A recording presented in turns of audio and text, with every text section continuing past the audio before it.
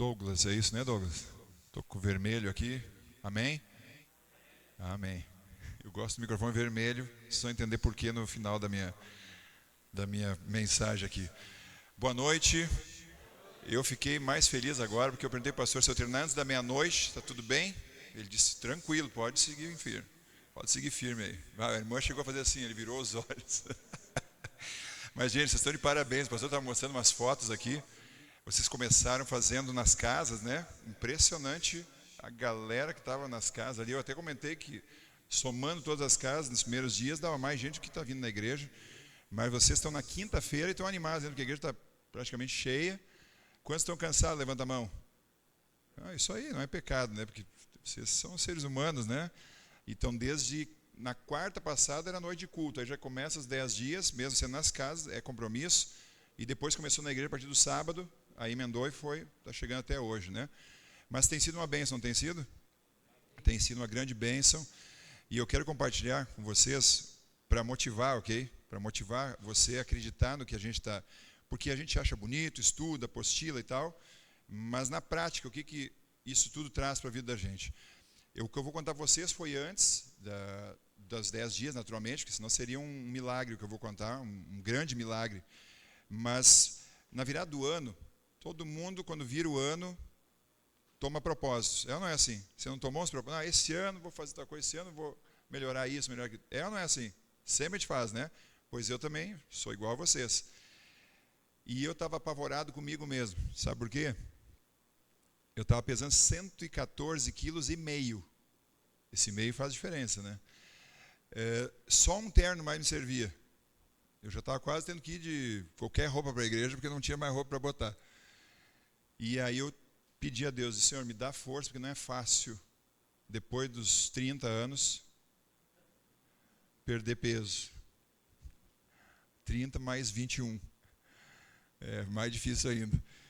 E aí eu pensei assim, como a gente estuda, conhece um pouco, né? Eu sabia que... Porque exercício eu faço sempre, amém? Faço academia pelo menos 3 dias por semana e 2 dias eu faço corrida. Mas estava com esse peso e aí os joelhos começam a sentir muito peso em cima deles e tal. Então eu sabia que não adiantava só exercício. Outra coisa que eu estava fazendo errado, dormindo meia-noite e comendo que nem uma capivara raivosa. Não tinha comida que chegasse para mim. E comendo de noite, chegava às vezes 10 horas das atividades e ia comer 5 sanduíches e tomar 1 litro de leite. Só não morri porque a graça se estendeu sobre mim. E aí eu tomei alguns propósitos. Manter o exercício, parar de comer de noite, fazer o de jejum, eu não fazia de jejum, porque comia muito à noite e acordava sem fome. E diminuir a ração. Diminuir a ração, servir uma vez só um prato, gostou dessa da ração, né? Um prato moderado, meio-dia, comer legal de manhã e à noite uma frutinha, uma aguinha. Eu estou com fome 24 horas por dia, tá? Estou sempre com fome. Desde o dia 1º até hoje, 50 dias, até postei no meu story no Instagram. 9 quilos. Amém? Falta 600 gramas para minha meta. Minha meta é 105. Que fase, né? 105, isso é meta. Mas é que na minha idade já emagrecer muito, aí já começa a fica pior do que quando estava mais gordo. Porque está tudo despencando já, né?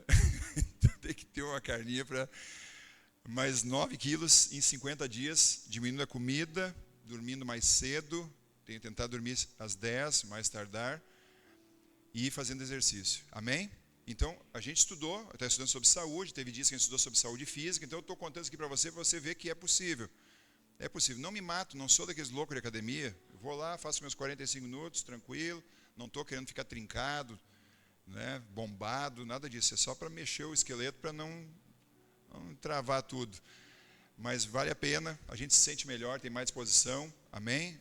Eu estou pregando pelo 8º dia seguido, estou animado ainda, né? Sábado vou estar pregando de manhã em 2 igrejas, faço uma comissão num distrito por aí e venho falar para vocês aqui também, de novo. Por quê? Porque a gente tem disposição, porque o exercício, ele dá isso. E quando a gente come menos também a gente fica mais disposto. Aquela lombeira que dá é porque a gente enche a pança Quando come, não pode ver uma parede, se escorre, está dormindo, está sempre com a barriga cheia. Então são coisas que a gente tem que, mas não é fácil, né? A gente tem que se disciplinar. Mas Deus dá força quando a gente se determina e os resultados vêm. Amém? Hoje, gente, a gente vai falar de um assunto maravilhoso. Eu sabia que ninguém ia dizer amém. Hoje lá no culto da associação, porque a gente faz de manhã lá no culto da associação a mesma coisa, o mesmo culto, é um pouquinho mais curto, dura meia hora, e o tesoureiro que fez hoje, né? Ele disse, só podiam me chamar para falar sobre finanças. Aí ele disse assim, vocês vão ver que hoje vai ser a noite, vai ter menos gente na igreja, porque o pessoal, quando sabe que vão falar de fidelidade e de finanças, o pessoal sai correndo. Mas vocês estão de parabéns, porque a igreja está cheia, vocês não tiveram medo de vir, e vocês vão gostar da abordagem, porque é um assunto bacana de estudar. E quando a gente entende isso, eu falo dele com alegria, porque quando você experimenta na tua vida o plano de Deus para a vida financeira, é só alegria, não tem do que reclamar, do que ter medo, do que se queixar. Amém? Então, quem entende o que eu estou falando e concordar com o que eu vou apresentar para vocês, vai confirmar isso que eu estou dizendo. Eu queria que você abrisse a Bíblia, por favor, no livro de Deuteronômio. Não está na apostila, você vai pensar, o pastor está perdido, acho que vai estudar o dia errado com a gente. Não está na apostila. Eu vou pegar algumas coisas da apostila, mas como você já leu ela, eu acredito que você leu de manhã, então eu não vou ficar repetindo o que você já leu. Então não precisava vir aqui. Ok? Mas eu vou seguir o tema, mas numa outra abordagem. Acharam? Deuteronômio é o 5º livro da Bíblia, capítulo 4. Acha aí. Deuteronômio, capítulo 4. Quando você achar, você vai marcar aí com uma fita. Vocês têm uma fita bonita que nem essa minha aqui? Quem é que tem a fita ali? Ó, ali sabe das coisas, né? Não, essa sua não vale, irmã, não é vermelha. Brincadeira. Ali, isso aí, ó. Mas vocês estão rindo por quê, gente? Isso aqui é coisa séria, o sangue de Jesus. Vocês pensaram outra coisa? É o sangue. Hein, Alexandre? O que o pessoal está pensando, né? É o sangue de Cristo que é vermelho, né? Deixa marcadinho, a gente vai fazer uma breve oração antes de ler a Bíblia. E aí, então, vamos dar seguimento. Bom Deus, muito obrigado por nós estarmos juntos aqui nessa noite. Louvado seja o teu nome por cada pessoa que veio talvez cansada para cá, trabalhou o dia todo, deixou afazeres, o conforto de casa, mas veio aqui para te buscar. E louvado seja o teu nome por isso. E agora nós vamos ouvir a tua palavra. Precisamos do auxílio do teu Espírito, da proteção dos anjos, e que o Senhor esteja nos dando iluminação, discernimento e disposição para praticarmos aquilo que estamos estudando. Nós pedimos isso agradecidos em nome de Jesus. Amém. Amém. Nós vamos ler. Você sabe que o livro de Deuteronômio, isso aqui significa, Deuteronômio significa repetição da lei. Antes de entrar na terra prometida, que Deus tinha prometido lá para Abraão, bem antes de Moisés, eles agora estavam na iminência de entrar na terra. E a preocupação de Moisés e de Deus, naturalmente, era que o povo entendesse qual era o objetivo deles entrarem na terra, por que Deus estava dando aquela terra para eles, que não era só uma questão de viverem num bom lugar, que emanava leite e mel, ok? Mas tinha um propósito de representar Deus para o mundo todo da época. E aí Moisés, então, ele repete os ensinamentos que ele tinha dado ao longo dos 40 anos no deserto, para que o povo entendesse que se eles permanecessem dentro daquilo que Deus tinha ensinado para eles, eles seriam abençoados e abençoariam o mundo todo. Amém, gente? E você sabe que o papel que Israel representou no passado, nós representamos hoje. Amém? Nós somos o Israel moderno. Aquilo que Israel foi lá no Antigo Testamento, hoje a Igreja Adventista Sétimo Dia é no tempo do fim. Olha que coisa linda. Então os mesmos princípios valem, o mesmo propósito que Deus tinha para com eles, Ele tem para conosco hoje.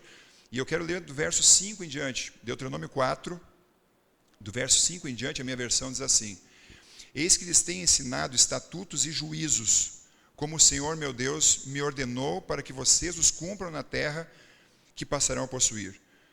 Portanto, guardem e cumpram essas leis, porque isso será a sabedoria e o entendimento de vocês aos olhos dos povos que, ouvindo todos esses estatutos, dirão: de fato, este grande povo é gente sábia e o que mais? E inteligente. Pois que grande nação há que tenha deuses tão chegados a si como o Senhor nosso Deus, todas as vezes que o invocamos. Olha que coisa linda, gente. Moisés está dizendo para o povo: se vocês seguirem esses princípios, esses ensinamentos que eu passei para vocês, vindo de Deus, Moisés era uma espécie de mediador entre Deus e o povo ali. Vocês vão ser admirados pelas pessoas. As pessoas vão ficar impressionadas com aquilo que Deus vai fazer no meio de vocês. Eles vão dizer assim, puxa, que Deus poderoso esse povo tem. Amém, gente? Esse era o papel de Israel no passado. Esse é o nosso papel hoje. Deus deixou princípios para a gente vivê-los. E ao viver esses princípios, Deus abençoa a vida da gente em todas as áreas. Não estou me referindo só à questão material, ok? Em todas as áreas, e as pessoas começam a observar isso, as bênçãos de Deus sobre a nossa vida, e elas acabam se questionando, conversando, mas puxa, olha como fulano é abençoado, e daqui a pouco elas vêm conversar contigo, ou alguém diz, não, mas ele é crente, ele é adventista, por isso que ele é abençoado. E aí a pessoa, tá, mas qual é o segredo? E aí você diz, não, é porque a Bíblia ensina assim, assim, eu vivo esses princípios e tenho a bênção de Deus sobre a minha vida, e isso motiva as pessoas a verem como Deus cuida bem daqueles que Ele seguem. Amém? Você vai no mesmo livro agora, ainda em Deuteronômio, vai até quase o final ali, o capítulo 28. É um capítulo bem interessante, onde fala sobre as bênçãos decorrentes da obediência e as maldições ou castigos decorrentes da desobediência. Mas eu quero ler só as coisas boas, tá? Só vamos falar em coisa boa hoje. Verso 1 e 2, Deuteronômio 28, você já achou rápido, porque você já está no livro aí. Diz assim, se vocês ouvirem atentamente a voz do Senhor, seu Deus, tendo o cuidado de guardar todos os seus mandamentos que hoje lhes ordeno, o Senhor, seu Deus, exaltará vocês sobre quem? Sobre todas as nações da terra. Se ouvirem a voz do Senhor, seu Deus, sobre vocês virão e os alcançarão todas essas bênçãos. E ele começa a fazer uma lista das bênçãos que viriam sobre o povo, se eles seguissem os princípios que Deus estava deixando para eles. Amém?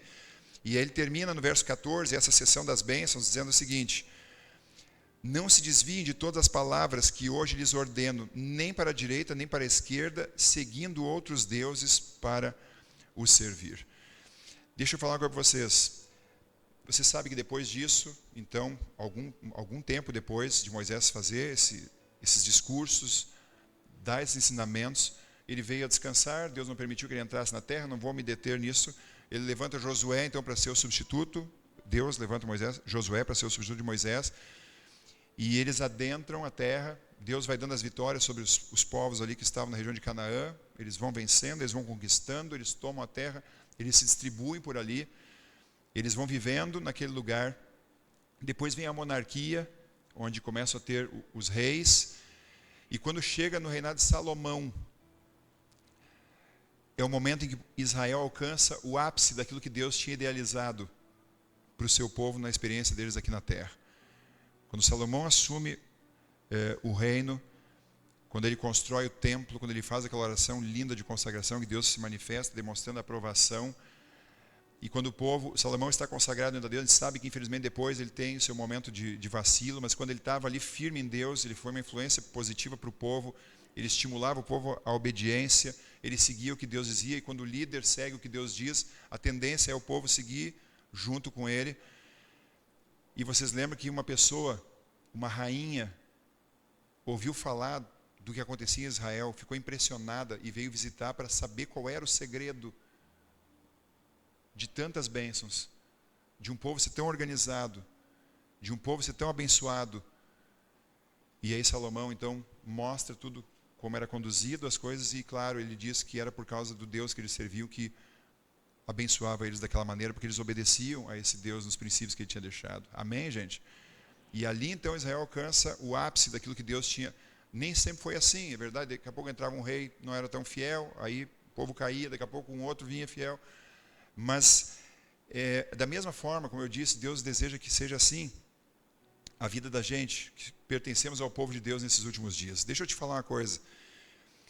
Os princípios bíblicos, quando a gente fala em mandamento ou lei, ou princípios, a expressão que eu estou usando, não são meras normas que Deus deixou para a igreja, regras que a gente tem que obedecer meio que arbitrariamente. Cada princípio que está embutido nas crenças fundamentais da nossa igreja, eles têm um propósito muito importante. Eles visam proteger as diversas áreas que compõem a nossa vida. Eu vou citar alguns apenas, ok? Vou citar apenas alguns poucos. Por exemplo, nós estávamos falando ali antes, né, da questão de saúde. Os princípios de saúde. Entenda que os princípios de saúde não é só alimentação. São quantos mesmo? São 8 remédios. Amém? São 8 remédios. Então, quando Deus deixou esses 8 remédios para a gente, ou princípios de saúde, como a gente chama eles, o que esses princípios ou esses remédios protegem? Qual é o objetivo deles? Saúde, o templo do Espírito Santo, nosso corpo. Amém? Então, se a gente toma bastante água, se a gente descansa, se a gente se alimenta adequadamente, se a gente faz exercício, o que mais? Se a gente pega luz solar. Oi? Se dorme, né, o número de horas necessário, bom sono, confia em Deus, isso tudo vai beneficiar a gente vai ter uma vida física e emocional melhor, amém? Então, esses princípios visam isso. Agora, um outro princípio, que talvez o mais conhecido, que nos identifica, que qualquer pessoa que conhece um adventista, até nos chama de sabatista. Quando a gente fala, né, que guarda o sábado, vocês são sabatistas, o sábado é um princípio da nossa igreja, é um mandamento. É claro que a gente mais conhece ele como um sinal entre Deus e seu povo, mas deixa eu te falar, esse princípio ele protege algumas áreas, ele protege a vida espiritual da gente, porque o sábado é o dia do grande encontro nosso pessoal com Deus, amém? É o dia que a gente gasta mais tempo na presença de Deus, é ou não é? Só na manhã que a gente gasta pelo menos 3 horas, das 9 ao meio-dia, em adoração. E durante o dia, naturalmente, a gente vai estudar a Bíblia também, a gente vai ler, a gente vai fazer o pôr do sol. Então, visa proteger a nossa vida espiritual, a gente para as outras coisas para priorizar a nossa relação com Deus, amém? E também ele protege a nossa mente, porque essa parada no sábado, ela dá um descanso para a mente, para o corpo também, naturalmente, para a gente depois poder retomar no primeiro dia da semana, alguns, outros só na segunda-feira, e poder então encarar com força, com disposição o restante dos dias. Então, os princípios, eles visam proteger áreas importantes da vida da gente. Mas agora então, qual é o princípio que Deus deixou proteger a nossa vida material? Qual é o princípio que Deus deixou? Nosso cantor aqui falou rápido. O Nadson Portugal, nosso aqui. É Nadson Portugal aquela música, né? Muito bem. Só os que têm mais de 40 para saber essas coisas. Dízimos e ofertas, Deus deixou para que, ao nos dispormos e crermos nesse princípio, Deus protege a nossa vida material. Eu não vou ler o texto, você conhece Malaquias, diz que Deus vai repreender o devorador, ou seja, Ele vai proteger aquilo que a gente tem dos ataques do mal. Diz que vai abrir a janela do céu e derramar bênçãos sem medidas na vida da gente. Mas aí muita gente diz assim, mas pastor, eu faço tudo isso e cadê a janela? É uma janelinha daquelas pequenas de banheiro, porque está caindo pouca coisa. Deixa eu te falar um negócio importante, tá? Uma coisa posso te garantir, o pão e a água serão certos. O salmista disse, fui moço e agora sou velho, porém nunca vi o justo desamparado, nem a sua descendência mendigar o pão. Eu vou te dizer por que talvez você seja fiel e não está nadando no dinheiro. E você vai talvez se assustar com o que eu vou dizer. Mas é para o nosso bem. Amém? Deus às vezes não permite que a gente tenha muito, porque se a gente tivesse, a gente ia se corromper. Então não é má vontade de Deus, não é que Deus não gostaria que você tivesse mais, mas é porque antes da prosperidade aqui, Deus está preocupado com a salvação da gente. Ok? Lá sim, lá o ouro, a gente vai ser o que a gente vai pisar. Você sabe disso, as ruas vão ser de ouro. Mas infelizmente aqui o nosso coração ainda é frágil e às vezes a gente não tem mais como a gente gostaria, porque infelizmente isso ia afetar a nossa vida espiritual. E Deus, para cuidar da gente, Ele dá o que a gente precisa. Talvez não o que a gente gostaria, mas dá o que a gente necessita. Então uma coisa eu tenho certeza, quem é fiel vai ter para ter uma vida digna. Amém? Eu sonhava quando eu era jovem, nem o pastor Robson aqui, meus tempos de glória, eu sonhava em ser rico, famoso, milionário. Deus não deixou. Provavelmente, e eu falo isso para você sem nenhum receio, nenhum medo, provavelmente porque eu ia me corromper. Não, hoje não. Mas uma partezinha vai. Alguns já devem saber, né, já devem conhecer. Mas então é para cuidar da gente que Deus faz isso, não é por mesquinhez. Amém, gente? E a gente tem que crer nisso. Mas não importa, Deus vai dar para a gente ter uma vida digna, para a gente viver decentemente. E se a gente souber administrar isso que a gente tem, pouco ou muito, a gente vai conseguir fazer muita coisa. Mas principalmente, eu separei uma frase aqui, da apostila, na página 27, quem tiver a apostila, a última frase dessa primeira página, diz assim, ó: quando Deus nos pede para sermos fiéis em tudo o que temos e somos, Ele está tentando nos ensinar a entregar as coisas terrenas para sermos capazes de receber as riquezas eternas e infinitas do reino celestial. Amém? E tem uma frase que eu ouvi uma vez, eu anotei na minha cabeça, mas ela diz assim, ó: tudo o que nós temos, pouco ou muito, foi Deus quem deu. Amém? Agora escuta o final dela. E Ele deu para a gente usar para abençoar os outros. Às vezes Deus não dá mais para a gente, porque ao invés de a gente pensar o que eu posso fazer pelos outros com o que Ele me der, eu começo a pensar o que eu posso fazer só para mim. Eu fui pastor de uma igreja muito rica, em algum lugar por aí. Mas rica mesmo, tá, gente? Eu vou contar só uma historinha para você ter uma noção. Um domingo eu fui convidado por um dos líderes da igreja para passar o fim de semana com a família dele e alguns amigos. Porque ele queria que eu fizesse uma oração com os amigos dele. E eu fui, sou pastor, cheguei lá. Meu Corolinha 2003, na época. E sentei na mesa. A casa tinha 7 suítes. 7 suítes a casinha dele, de praia. E aí estou eu sentado e ali esperando a hora de orar e eles conversando, o irmão e os amigos, tá? E aí eles falavam assim, não, aquele terreno lá é 15 pila. Não, 15 pila eu não vou pagar. Se me fizer por 13 pila, eu compro. E aí eu cheguei assim pertinho do meu ancião, era ancião, né? O que eles estão falando aí? Porque se for 13 pila, eu quero comprar esse terreno também. São milhões, pastor.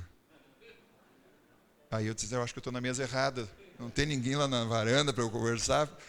O papo, só para você ter uma noção, o papo deles é um terreno de 15 milhões. É mole ou não? E eu convivia com aquela gente, eu sentia até vergonha, pastor. Eu pensava, como é que eles me ouvem? Como é que eles ouvem um cara que nem a gente, que, né, coitado de nós. E pensa o respeito que eles tinham por mim, pelo pastor. Não só por mim, se fosse o pastor Robson, teria o mesmo respeito, porque essa igreja tinha 3 pastores, tinha o pastor dos jovens, que era um jovem como você, e eles chamavam de senhor, uma coisa linda de ver. E convivendo com eles, eu descobri por que Deus abençoava tanto eles. Porque foram até hoje, em 23 anos de trabalho, as pessoas mais generosas que eu conheci. Mais generosas que eu conheci. Um dia, eu estava para entrar num culto de quarta, eu disse que eu vou terminar até meia-noite, tá? Estou seguindo o meu plano aqui, a promessa que eu fiz. Eu ia entrar para pregar numa quarta-feira. Eu já estava só esperando terminar o hino, e já estava com o pé assim para dar, e um irmão chegou, um diácono, pastor, preciso falar contigo. Pá, irmão, eu vou entrar para pregar agora. Aí eu vi que ele ficou com a cara triste, assim, porque ele queria muito. É rápido, irmão? Não, é coisa rapidinha, pastor, não quero te atrapalhar. Aí eu vi que, eu disse, tá tocando a música, eu vou ali. Aí falei para o ancião, dá uma enrolada se eu não vier logo.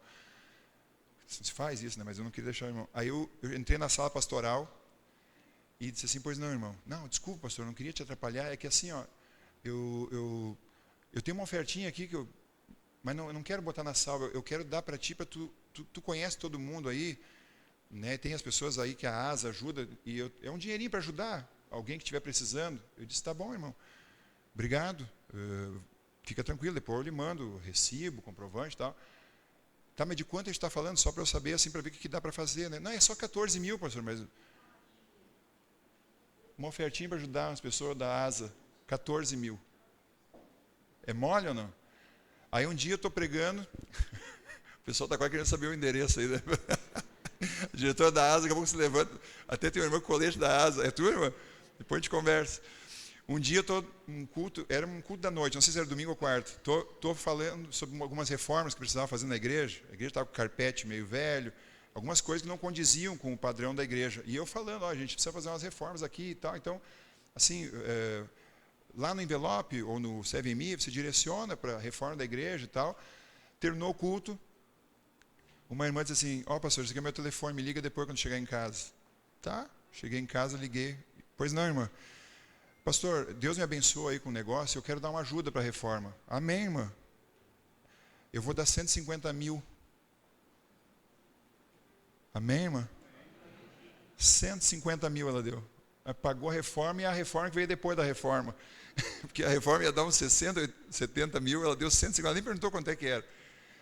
E, gente, essas pessoas, Deus abençoava elas porque elas recebiam bênçãos e elas compartilhavam isso. Eu estou contando algumas, tem tanta história para contar para você, eu fiquei quase 5 anos lá, e eu entendi que Deus abençoava porque eles tinham uma vida confortável, sim, mas não ficavam só querendo adquirir mais e ostentando, e até a igreja ela tem a fama de ser a igreja dos ricos, e quem chega lá me pergunta, mas cadê os ricos? Porque os que se arrumavam mais para ir na igreja eram os pobres, porque tem que provar alguma coisa. Os ricos iam bem simples, e você nem conseguia distinguir, olhava assim, você não conseguia distinguir eles, porque eles iam com roupa simples. Até porque se eles chegam muito arrumados, o pessoal começa a meter a faca demais, né? Então, o rico, ele é assim. Mas, então, a generosidade é uma coisa que deve estar no coração da gente, e quando a gente tem esse espírito generoso, Deus abençoa, porque a gente não vai se corromper, porque a gente vai usar para ajudar os outros. Amém? E eu estou contando de pessoas que têm muito, mas mesmo a gente, eu vou compartilhar uma coisa com vocês. Eu e minha esposa, a gente tem, claro, a gente devolve o nosso dízimo, aí a gente tem o nosso pacto, que a gente devolve para a igreja, um percentual, ok, da renda, e nós temos um outro percentual que é para ajudar pessoas. Porque seguido chega uma informação de alguém que está precisando de alguma coisa, claro que não é um valor, né, não vai resolver a vida de ninguém, mas como a gente fica feliz de quando alguém precisa de uma situação, está com dificuldade, a gente poder ter aquele valorzinho para poder auxiliar, pelo menos nas coisas mais urgentes que às vezes algumas pessoas estão enfrentando. E como Deus abençoa, porque se eu conto a vocês o que eu consigo fazer com o que eu ganho, eu e minha esposa, você vai dizer assim, é mentira. Não, não é mentira, é bênção de Deus. Vou contar só mais uma. Tá? Não, essa eu vou contar sábado, não vou contar agora. Vou deixar vocês curiosos para ver se vocês aparecem sábado à tarde aí. Mas eu quero contar uma coisa.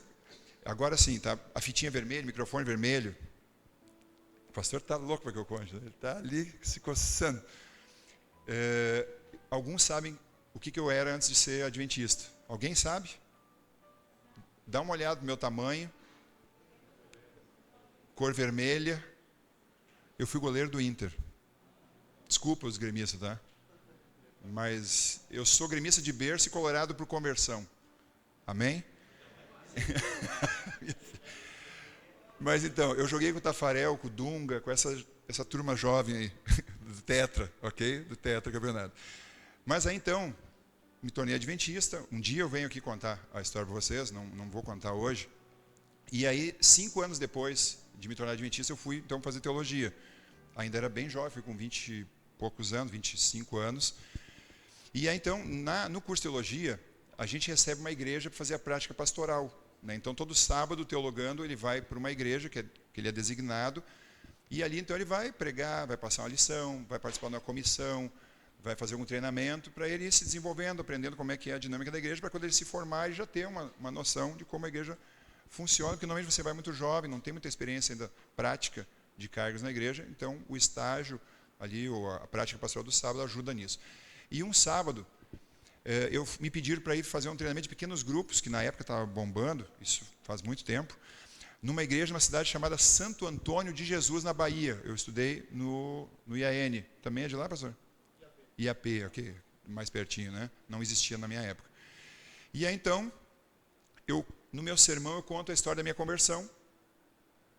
E aí, o povo que está meio dormindo, quando você fala em futebol no Brasil, é impressionante, né? Qualquer lugar que você for do Brasil, às vezes meu sermão está chato que nem eu estou aguentando. Mas daí quando eu falo futebol, até os cachorros que estão na rua, eles entram para a igreja para assistir. É impressionante. O brasileiro até as mulheres aqui estão com o olho desse tamanho, olhando. É que hoje a mulher entende de futebol tanto quanto o homem, né? E jogam bem também. E aí contei minha história, terminei o sermão, povo alvoroçado, né? Lá tem mais flamenguista do que baiano, do que do Bahia e do Vitória, tem muito flamenguista lá. E o povo apaixonado por futebol. Vou para a porta despedir, como eu vou fazer quando terminar aqui, à meia-noite, a vigília. E aí vou despedindo um, vou despedindo o outro e tal, daqui a pouco chega um camarada que eu já tinha observado ele. Eu estou pregando aqui, estou cuidando de vocês, tá? Não pensa não, eu não estou de olho aqui, ó. E eu tinha visto que tinha um camarada assim, pensa num cara, vem cá pastor, um cara bonitaço, que nem o pastor assim, alinhadão, elegante, terninho, Hugo Boss. Obrigado. E daqui a pouco esse camarada chegou para me cumprimentar. E ele olhou bem no meu olho, apertou firme a mão, olhou assim, tu vai almoçar lá em casa. E eu disse, amém. Amém. Porque eu tinha um marmitex que já estava fria a comida, e eu ia ter que comer no fundo da igreja sozinho. E aí ele disse, vai almoçar lá em casa. Eu disse, amém.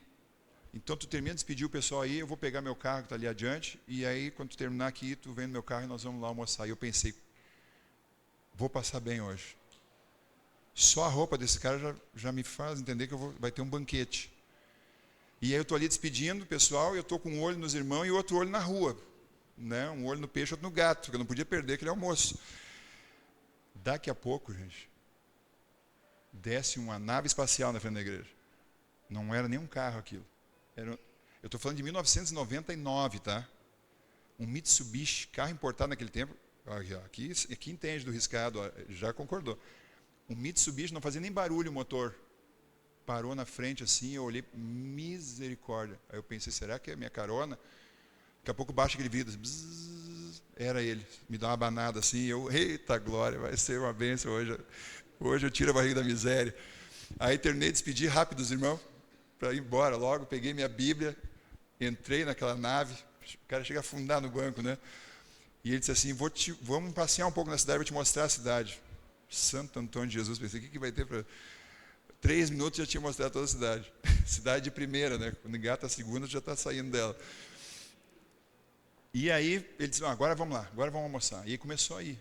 Começou a andar, foi pegando a rua, daqui a pouco ele entrou em Beverly Hills. Entrou no bairro nobre da cidade. Aí era só mansão. E eu pensei, mas quem é esse cara, rapaz? O cara com uma roupa dessa, um carro desse, agora nesse bairro aqui, daqui a pouco parou numa casa, tinha um murão assim, apertou um botãozinho lá, bzz, começou a abrir o portão. Quando abriu o portão, só a piscina dele dava 3 casas que eu morava, dentro da piscina. E atrás uma mansãozona, coisa mais linda. E ele foi entrando, o carro contornando a piscina, pegou um caminho lá, chegou na garagem, gente. Tinha 3 carros na garagem, fora esse. Todos importados. E eu pensando, gente, como é que uma pessoa pode ter tanto dinheiro, né? Eita, irmão abençoado esse. E aí ele, pastor, ele já me chamava de pastor, lá eles têm o hábito de chamar o teologão de pastor. Pastor, vamos chegar. E aí quando entrou na casa, modo de dizer casa, né? Tinha 3 salas. Eu olhava assim, não sabia para que lado eu ia. Aí ele, pastor, eu vou me trocar lá, fica à vontade, senta onde tu achar mais confortável aí. E eu pensei, nossa, qualquer sofá desse já é melhor até que a minha cama. Peguei, sentei assim, afundei, relaxei, né? Tinha passado lição, pregado, estava com a barriga vazia, roncando. E aí dei uma relaxada ali, daqui a pouco chega ele. Chinelinho, calçãozinho e a camisa do Palmeiras. Aí eu disse, tu é palmeirense? E ele disse assim, como é que eu não ia ser, pastor? Eu disse, tá de brincadeira, afinal, quem é tu, cara? Põe para mim aí, Douglas. Alguém conhece esse cara aí? Quem souber o nome, aliás, o pastor vai dar um prêmio amanhã. Olha aí, quem é que falou? O Júnior. Olha, esse cara sabe tudo, rapaz. Esse camarada aí foi... na Copa do Mundo de 2002, 2006, ele era o reserva do Roberto Carlos, aquele que foi o maior lateral esquerdo da história. E aí, ele disse assim, como é que eu não ia ser palmeirense, pastor? E aí eu disse, né, mas afinal, quem tu é? Aí ele perguntou assim, conhece o Júnior, lateral esquerdo, que era do Palmeiras, agora está no Parma, da Itália? Eu disse, claro. Eu sou cunhado dele, eu sou o caseiro. Eu quase dei um cascudo nele. Eu disse, mas tu é sem vergonha, né? Tu usa tudo que ele tem, fica se exibindo por aí. Pois é, ele está na Europa e me deixou, alguém tem que cuidar das coisas, né? Então eu cuido aqui da casa dele, aqui é a casa de férias dele, eu cuido dos carros, eu cuido da piscina. E o camarada vivendo aquela vida de rei, era o caseiro. Aí eu disse, que legal, põe a outra, Douglas, por favor. Oi? Exatamente, ele mantinha tudo em ordem e podia desfrutar, né? Então está aí o Júnior com a camisa da seleção, claro, já parou há muito tempo de jogar, ele tem a minha idade, nós nascemos no mesmo ano, 73, mas aí você vai perguntar assim, professor, o que tem a ver essa história aí? Qual é a moral? Aí ele disse assim, sabe por que eu te convidei para vir almoçar aqui? Porque quando tu contou a história de futebol, eu pensei, esse cara tem que ir lá em casa, para nós conversar. Aí ele disse assim, tu viu ali onde eu estava sentado, disse, sim, tu viu aquele pessoal que estava na minha volta? Aquilo ali são os pais do Júnior, os irmãos. Todo mundo é adventista, só ele não é. Por causa do futebol. Agora vem a parte que mais me impactou. Mas o Júnior é o único que não é da igreja. Mas todo mês, ele manda pelo banco o dízimo dele. Sabe quanto era o dízimo dele em 1999? É bom esse banco aí, pastor? Deixa eu ver se vocês estão bem sentados aí, não? Tá, hoje não é, diante dessas loucuras de Cristiano Ronaldo, de Neymar, de Messi, o que eu vou falar virou em nada. Mas há tantos anos atrás, o dízimo dele era 30 mil reais. Ele ganhava 300 mil na época. Hoje é salário de fome no futebol. Já pensou onde é que a gente foi parar, né? Porque os caras ganham milhões num dia, alguns jogadores, né? Então, 115 reais salário mínimo naquela época. Ele ganhava 300 mil. E ele mandava todo mês o dízimo dele sem ser membro da igreja. Aí eu perguntei, mas por que ele manda o dízimo se ele nem membro da igreja é? Ou tipo assim, não tem obrigação. Olha o que o cunhado respondeu. É porque ele não é da igreja por causa do futebol, questão do sábado, mas ele crê no que a igreja ensina, ele crê no que a Bíblia ensina, e ele percebe que, sendo fiel a Deus, Deus cuida dele, não deixa ele se lesionar, e ajuda ele nos contratos que ele faz, porque ele sabe que ao devolver o dízimo ele está ajudando na pregação do Evangelho, mesmo sem ser adventista. Eu fiquei impressionado com isso, sem ser um membro da igreja. Esse homem reconhecia as bênçãos de Deus, via que Deus era fiel com ele, por ele estar sendo nesse aspecto, e Deus o abençoava grandemente, e a fidelidade dele abençoava muita gente, porque lá a região ali extremamente pobre, e com aquele dízimo era possível pagar mais pastores para o Evangelho poder alcançar mais pessoas. Amém, gente? Amém. Eu quero concluir, já está mais do que na hora, né? Te dizendo assim, vale a pena confiar no plano de Deus. Vale a pena confiar no plano de Deus. Você quer que Deus cuide, você quer deitar a tua cabeça tranquilo, por mais que a gente possa estar vivendo crises e tantas honestidades, mas você deitar e dormir, sossegar, saber assim, Deus está cuidando de mim. As notícias são ruins por aí, mas eu estou nas mãos de Deus porque eu estou fazendo a minha parte, e se eu estou fazendo a minha parte, Deus vai fazer a dele e vai cuidar da minha vida material e também das outras áreas. Que a gente confie nisso, que a gente tenha essa experiência. Por isso que eu disse, eu gosto de falar sobre isso, porque é real. Eu não estou falando de uma teoria, não estou falando de um negócio que eu aprendi na faculdade. Estou falando de uma coisa que um dia eu aprendi, fui estimulado a colocar em prática e vejo os efeitos disso na minha vida ao longo de 32 anos, que é o tempo que eu sou adventista. E que essa possa ser a minha e a tua realidade também, de sermos fiéis a Deus, sermos generosos e desfrutarmos do cuidado e das bênçãos dele na nossa vida. Amém? Amém. Nós vamos ter mais um louvor. A Esther vai cantar para a gente. E aí então nós vamos estar fazendo a oração final.